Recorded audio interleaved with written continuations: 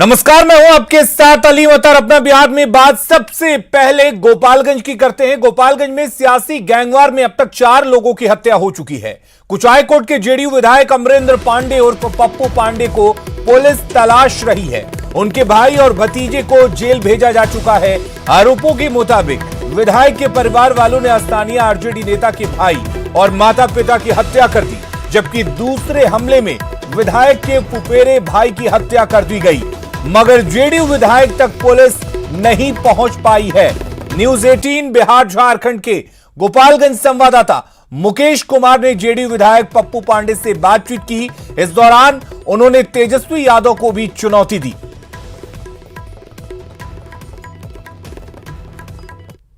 आज मेरे संबंधी का हत्या हो गया दिन दहाड़े, उसको गोली मार करके, मुन्ना तिवारी को 4 गोली मार करके और हत्या कर दिया गया दिन दहाड़े, और अभी तक उसमें किसी की गिरफ्तारी नहीं हुई है।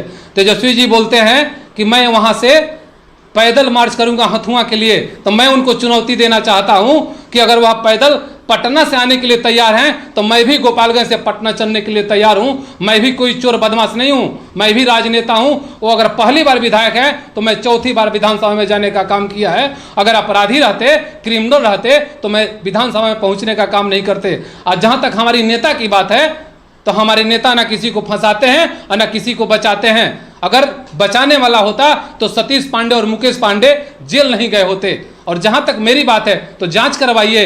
अगर मैं दोषी अगर उसमें निकलता हूं तो मुझे जेल नहीं, मुझे फांसी दी जाए, मुझे मंजूर है। लेकिन मेरे भाई और मेरे भतीजा बटेश्वर पांडे सबको गलत फंसाया गया है। ऐसा कोई साजिश नहीं है हम लोग का, और ना हम लोग का कोई मानसिकता है, ना कोई सोच है कि हम लोग किसी के साथ ऐसा करें। मैं पहली बार आज मीडिया का सामने आकर के मैं यह कह रहा हूं कि जो भी हुआ है सरासर गलत हुआ है। मेरे भाई के ऊपर, मेरे भतीजे के ऊपर जो एफआईआर हुआ है, मुझे जो कहा जा रहा है, यह फाइनली गलत है।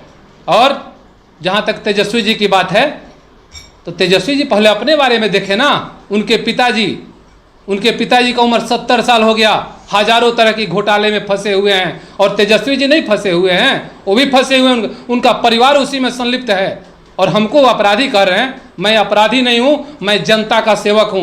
मैं जनता का सेवा की भावना से राजनीति नहीं करता हूं, मैं जनता का सेवा की भावना से मैं वहां की राजनीति करता हूं और वहां के लोगों के साथ हूं। सर, 2 दिनों में जो 4 हत्याएं हुई, इसके पीछे किसका षड्यंत्र हो सकता है? अब हम क्या बता सकते हैं, बताइए। जांच का विषय है। ये तो जांच का विषय है। शंभू मिश्रा का हत्या हुआ, उसमें 6 आदमी नेम्ड एफआईआर हैं, अभी तक उसमें किसी की गिरफ्तारी नहीं हुई। ये जो रूपंचक जो गाँव है जहाँ मालिक की हत्या हुआ, मेरे भाई का नाम पड़ा, उनको जेल दिया गया, मुझे कोई दिक्कत नहीं है। वो जांच होगा, सीसीटीवी फुटेज निकलवाइए। हमारे पास सरकारी सुरक्षा कर्मी, उनसे पूछा जाए, मोबाइल का लोकेशन लिया जाए। अगर मेरे परिवार का किसी भी व्यक्ति का अगर कहीं से भी संलिप्तता है तो मुझे जेल नहीं, मुझे फांसी चाहिए। और मैं फांसी पर चढ़ने के लिए तैयार हूं। मैं कहीं से कतई पीछे हटने वाला नहीं हूं।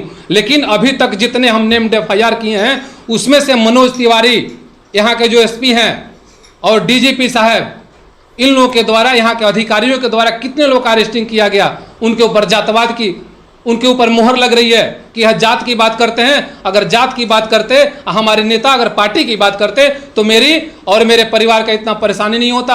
आज मुझे 3 दिन सोए हुए हो गया। और मैं किसी के सामने गिड़गिड़ाने का काम नहीं करता हूं।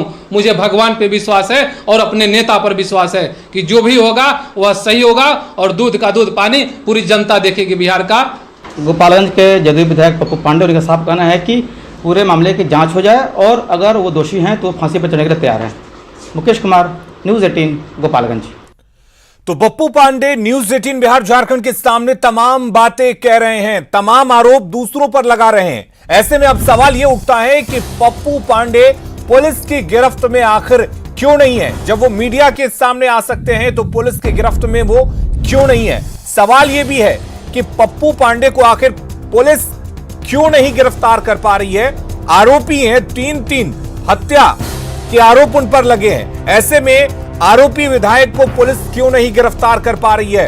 अगर पुलिस नहीं गिरफ्तार कर पा रही है तो वो मीडिया के सामने कैसे आ रहे हैं। ट्रिपल मर्डर का आरोपी क्या अपनी मर्जी से सरेंडर करेगा। बड़ा सवाल यह है कि आखिर ट्रिपल मर्डर केस में पुलिस का यह सुस्त रवैया क्यों देखने को मिल रहा कि पप्पू पांडे की गिरफ्तारी नहीं हो पा रही है।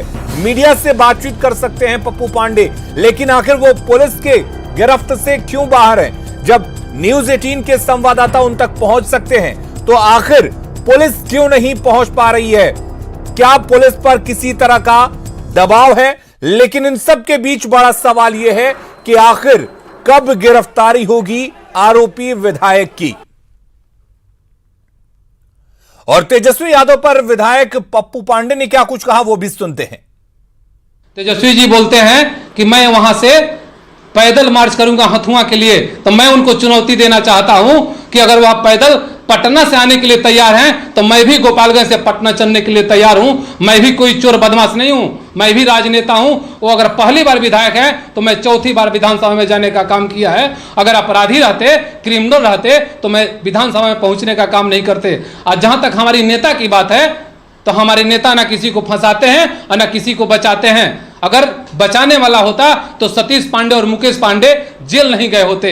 और जहां तक मेरी बात है तो जांच करवाइए, अगर मैं दोषी अगर उसमें निकलता हूं तो मुझे जेल नहीं, मुझे फांसी दी जाए, मुझे मंजूर है। लेकिन मेरे भाई और मेरे भतीजा बटेश्वर पांडे सबको गलत फंसाया गया है। ऐसा कोई साजिश नहीं है हम लोग का, और ना हम लोग का कोई मानसिकता है, ना कोई सोच है कि हम लोग किसी के साथ ऐसा करें। मैं पहली बार आज मीडिया का सामने आकर के मैं यह कह रहा हूं कि जो भी हुआ है सरासर गलत हुआ है।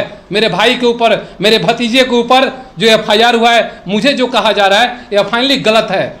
और जहां तक तेजस्वी जी की बात है तो तेजस्वी जी पहले अपने बारे में देखें ना। उनके पिताजी का उम्र 70 साल हो गया, हजारों तरह की घोटाले में फंसे हुए हैं। और तेजस्वी जी नहीं फंसे हुए हैं, वो भी फंसे हुए हैं, उनका परिवार उसी में संलिप्त है।